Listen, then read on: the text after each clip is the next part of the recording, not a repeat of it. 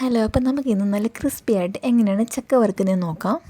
ഇതിനായിട്ട് നമുക്ക് ആദ്യമേ തന്നെ ചക്കയൊന്ന് അരിഞ്ഞെടുക്കണം. അരിഞ്ഞെടുക്കുമ്പോഴത്തേക്കും തീരെ കനം കുറക്കാണ്ട് മീഡിയം സൈസിൽ അരിഞ്ഞെടുക്കാം. എല്ലാം ഏകദേശം ഒരുപോലെ തന്നെ അരിഞ്ഞെടുക്കാനായിട്ട് നോക്കണം. എന്നിട്ടൊരു പാത്രത്തിൽ കുറച്ച് വെള്ളം തിളപ്പിക്കാം.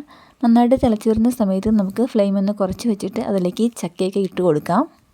എന്നിട്ടൊന്ന് ഇളക്കി കൊടുക്കുക. എന്നിട്ടൊരു 3-4 മിനിറ്റ് നമുക്കിത് കുറഞ്ഞ ഫ്ലെയിമിലൊന്ന് വെച്ചേക്കാം. അത് കഴിഞ്ഞിട്ട് ഫ്ലെയിം ഓഫാക്കിയിട്ട് നമുക്കിതെല്ലാം കോരിയെടുക്കാം. ചക്കയുടെ വെള്ളമൊന്ന് മാറാനായിട്ട് നമുക്കൊരു അരിപ്പ പാത്രത്തിലേക്ക് ഇട്ട് വയ്ക്കാം. ഏകദേശം ഒരു 3-4 മിനിറ്റ് തന്നെ അതിലിട്ട് വയ്ക്കണം. 3-4 മിനിറ്റ് കൊണ്ട് വെള്ളമൊക്കെ ഒന്ന് തുറന്ന് വരും. അപ്പോഴത്തേക്കും നമുക്കിനി ഇത് വറുത്തെടുക്കാം. അതിനായിട്ട് ചട്ടിയിൽ എണ്ണ ഒഴിച്ച് ചൂടാക്കി എടുക്കാം. ഞാനിവിടെ ഇപ്പോൾ ഒരു ഉരുളി എടുത്തിട്ടുണ്ട് എണ്ണ ചൂടാക്കാനായിട്ട്. എണ്ണ നല്ല പാകത്തിന് ചൂടായിട്ട് വരുമ്പോഴേക്കും നമ്മളതിലേക്ക് കുറച്ച് ഉപ്പും അതുപോലെ തന്നെ മഞ്ഞളും ചേർത്ത് കൊടുക്കണം. ഒരു 1/4 ടീസ്പൂൺ മുതൽ 1/2 ടീസ്പൂൺ വരെ നമുക്ക് മഞ്ഞൾ ചേർത്ത് കൊടുക്കാം. എന്നിട്ട് നമുക്കിതിലേക്ക് നേരത്തെ എടുത്ത് വെച്ചിരിക്കുന്ന ചക്ക ചേർത്ത് കൊടുക്കാം. ആദ്യം കുറച്ച് നേരം ഒന്ന് ഹൈ ഫ്ലെയിമിൽ വയ്ക്കാം. എന്നിട്ട് പിന്നെ ഫ്ലെയിം കുറച്ച് വയ്ക്കണം. ചക്ക നന്നായിട്ട് നല്ല പാകത്തിന് വെന്ത് കഴിഞ്ഞാൽ നമ്മുടെ എണ്ണയിൽ കുമിളയൊക്കെ കുറഞ്ഞു വരും.